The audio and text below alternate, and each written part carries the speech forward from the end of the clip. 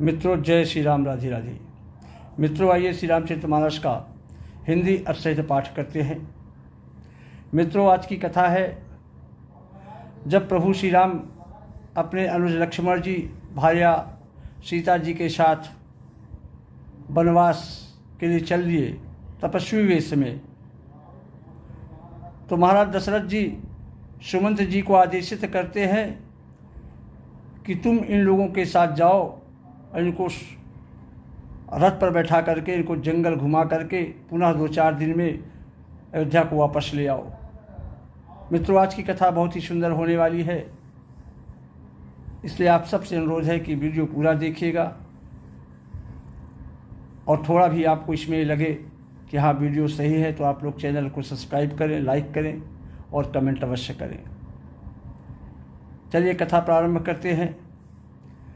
सोठे सुकुमार कुमार दो जनक सुता सुकुमार, रथ चढ़ाई दिखराई बनू फिर हो गए दिन 4। महाराज दशरथ जी कहे कि हे सुमंत, इन दोनों सुकुमार बालकों को और सुकुमारी जानकी को अपने रथ में चढ़ाकर वन दिखलाकर 4-5 दिन के बाद तुम वापस अयोध्या आ जाना लेकर के। तो जो नहीं फेरा है धीरे दो भाई, असत्य संध दृढ़ व्रत रघुराई, तो तुम्हें विनय करहूँ कर जोरी, और फिर वो प्रभु मिथिलेश किशोरी। महाराज दशरथ जी कह रहे हैं, यदि धैर्यवान दोनों भाई वापस नहीं लौटते हैं सुमंत, क्योंकि श्री रघुनाथ जी राम जी प्रण के सच्चे और दृढ़ता से नियम का पालन करने वाले हैं, तो तुम विनय करहु कर जोरी, और फिर प्रभु मिथिलेश कुमारी। तो हे सुमंत, तुम आज मेरे लिए हाथ जोड़कर विनती करना कि हे श्री राम, जनक कुमारी सीता जी को तो वापस कर दीजिए। जब सीता वन को देखकर डर जाएगी, अवश्य डरेगी सीता, तब मौका पाकर मेरी यह सीख उनसे कहना कि तुम्हारे सास और ससुर ने ऐसा संदेश कहा है कि हे पुत्री, सास ससुर अस कहे सलेशु, और पुत्र फिरहु वन बहुत कलेशु। तुम्हारे सास ससुर इस तरह का संदेश कहा है तुम्हारे लिए पुत्री कि तुम लौट चलो, क्योंकि वन में बहुत ही कष्ट है, बहुत ही क्लेश है। तो पितुगृह कबहु ससुरारी, और रहु जहाँ रुचि होई तुम्हारी। पितुगृह कबहु ससुरारी, कभी पिता के घर कभी ससुराल, और जहाँ तुम्हारी इच्छा वहीं रहना। इस प्रकार तुम बहुत प्रकार से बहुत उपाय से उनको समझा करके वापस जरूर ले आना सुमंत्र। यह विधि करहु उपाय कदम्बा, और फिरे तो होई प्राण अवलंबा। यदि तुम्हारी उपाय करने से सीता जी वापस आ जाती है तो मेरे प्राणों को कुछ तो सहारा मिल जाएगा। तो नाहित मोर मरण परिणामा, अकछो न बसाई भय विधवामा। अस कही मूरछी परा महिराऊ, और राम लखन सियान दिखाऊ। नहीं तो अंत में मेरा मरण ही होगा सुमंत, क्योंकि विधाता के विपरीत होने पर कुछ वश नहीं चलता किसी का। अस कही मूरछ परा महिराऊ, और राम लखन सियान दिखाऊ।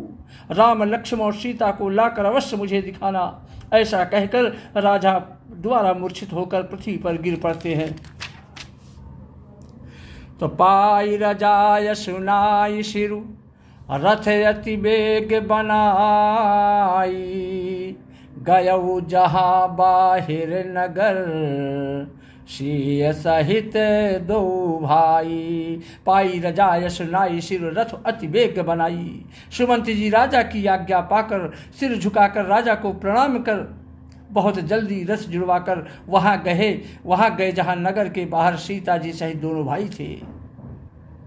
तब वहाँ पहुँचकर सुमंत जी ने राजा के वचन श्री रामचंद्र जी को सुनाए और विनती करके उनको रथ पर चढ़ाया। चढ़ रथ सिय सहित दो भाई, और चले हृदय अवधि सिरुनाई। सीता जी सहित दोनों भाई रथ पर चढ़कर हृदय में अयोध्या को प्रणाम कर वन को चले। श्री रामचंद्र जी को जाते हुए और अयोध्या को अनाथ होते हुए देखकर सब लोग व्याकुल होकर उनके साथ हो लिए। चलत राम लखी अवधाना था, अब विकल लोग सब लागे माथा। राम को बन जाते हुए देखकर नगर के सारे लोग उनके पीछे पीछे चल दिए। और कृपा सिंधु बहुविध सब बुझावई, और फिर प्रेम बस पुन फिर जावही। कृपा के समुद्र, कृपा के सागर श्री रामचंद्र जी उन्हें बहुत तरह से समझाते हैं नागरिकों को, तो फिर भी वो अयोध्या की ओर वापस नहीं जाते, परंतु प्रेमवश फिर लौट आते हैं। तो लागति अवध भयावन भारी, अमानहु काल राति अंधियारी। घोर जंतु सम पुर नर नारी, अडर पहिए कहिए के निहारी। लागति अवधि भयावन भारी, आज अयोध्या की वो दशा हो गई है, इतनी भयानक लग रही है, बड़ी ही डरावनी लग रही है। मानव काल रात निहारी, मानो अंधकारमयी काल रात्रि ही हो। अघोर जंतु सम पुर नर नारी, और डर पहिए कही एक निहारी। नगर के नर और नारी भयानक जंतुओं के समान एक दूसरे को देख कर डर रहे हैं। घर मशान पर जन जन भूता, श्रुत हित मीत मनोह जमदूता। घर स्मशान कुटुंबी भूत प्रेत और पुत्र, हितैषी और मित्र मानो यमराज के दूत हैं। और बागन बिटप बेल कुमलाही, सरित सरोवर देखे न जाही। बगीचों में वृक्ष और बेलें कुमला रही हैं। नदी और तालाब ऐसे भयानक लगने लगे कि उनकी ओर देखा तक नहीं जाता। तो है गए कोटिल केल मृग पुर पशु चातक मोर, अपिक रथांग सुख सारिका सारस हंस चकोर। करोड़ों घोड़े हाथी खेलने के लिए पाले हुए हिरण, नगर की गाय बैल बकरी आदि पशु पपीहे, मोर कोयल चकवे तोते मैना सारस हंस और चकोर। श्री राम जी के वियोग में सभी व्याकुल होते जा रहे हैं।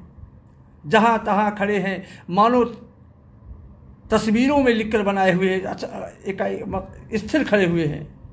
नगर मानो फलों से परिपूर्ण बड़ा भारी सघन वन था। नगर निवासी सब स्त्री पुरुष, बहुत से पशु पक्षी थे। अवधपुरी अर्थ धर्म काम मोक्ष चारों फलों को देने वाली एक नगरी थी, और सब स्त्री पुरुष सुख से उन फलों को प्राप्त करने वाले थे। पर विधि कई किरातन की ही, अजय तो दुसाह दशा दिश दीन ही। विधाता ने कई को भिल्ली बनाया, जिसने 10 दिशाओं में दुसह दावाग्नि भयानक आग लगा दी। तो सही न सके रघुवर बिरहागी, और चले लोग सब व्याकुल भागी। श्री रामचंद्र जी के विरह की इस अग्नि को लोग नहीं सहन कर पाए।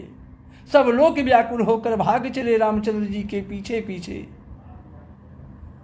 सब ही विचार कीन मन माही, और राम लखन से बिन सुख नाही। आपस में सब लोग विचार कर रहे, मन में ये सोच लिया है कि श्री राम जी, लक्ष्मण जी और सीता जी के बिना कहीं सुख नहीं है। तो जहाँ राम तहाँ सब ही समाजू, और बिन रघुवीर अवध नहीं काजू। नगर के सारे लोग यह निश्चय कर लिया कि जहाँ श्री राम जी, लक्ष्मण जी और सीता जी रहेंगी, वही अपना सारा समाज रहेगा। श्री रामचंद्र जी के बिना आज अयोध्या में हम लोगों का कुछ भी नहीं बचा, कुछ काम नहीं है। चले साथ मंत्र दृढ़ाई, असुर दुर्लभ सुख सदन विहाई। ऐसा विचार दृढ़ करके देवताओं को भी दुर्लभ सुखों से पूर्ण घरों को छोड़कर सब श्री रामचंद्र जी के साथ चल पड़े। राम चरण पंकज प्रीति नहीं, अब विषय भोग बस कर ही किति नहीं। जिनको श्री राम जी के चरण कमल प्यारे हैं, उन्हें क्या कभी विषय भोग वश में कर सकते हैं क्या? अर्थात नहीं। तो बालक वृद्ध बिहाई गृह, लगे लोग सब साथ। तमसा तीर निवास किया, प्रथम दिवस रघुनाथ। बालक वृद्ध बिहाई गृह, लगे लोग सब साथ। बच्चों और बूढ़ों को घरों में छोड़कर सब लोग प्रभु श्री राम जी के पीछे हो लिए। तमसा तीर निवास किया, प्रथम दिवस रघुनाथ। पहले दिन अर्थात प्रथम दिन श्री रघुनाथ जी तमसा नदी के तट पर निवास किया, विश्राम किया। तो रघुपति प्रजा प्रेम बस देखी, असदय हृदय दुख भयहु विसेखी। प्रजा को प्रेम वश देखकर श्री राम जी के दयालु हृदय में बड़ा दुख हुआ, बड़ा संताप हुआ। करुणामय रघुनाथ गोसाई, अब बेग पाई है पीर पराई। पर श्री रघुनाथ जी करुणामय है, दयालु हैं, दूसरे को पीड़ा को वो तुरंत समझ जाते हैं, अर्थात वो दूसरे को दुख को देखकर वे तुरंत स्वयं ही चिंतित हो जाते हैं। तो कहि सप्रेम मृदु बचन सुहाए, बहुविधि राम लोग समुझाए। किए धर्म उपदेश घनेरे, लोग प्रेम बस फिरहि न फेरे। कितना सुंदर तुलसीदास जी ने लिखा है।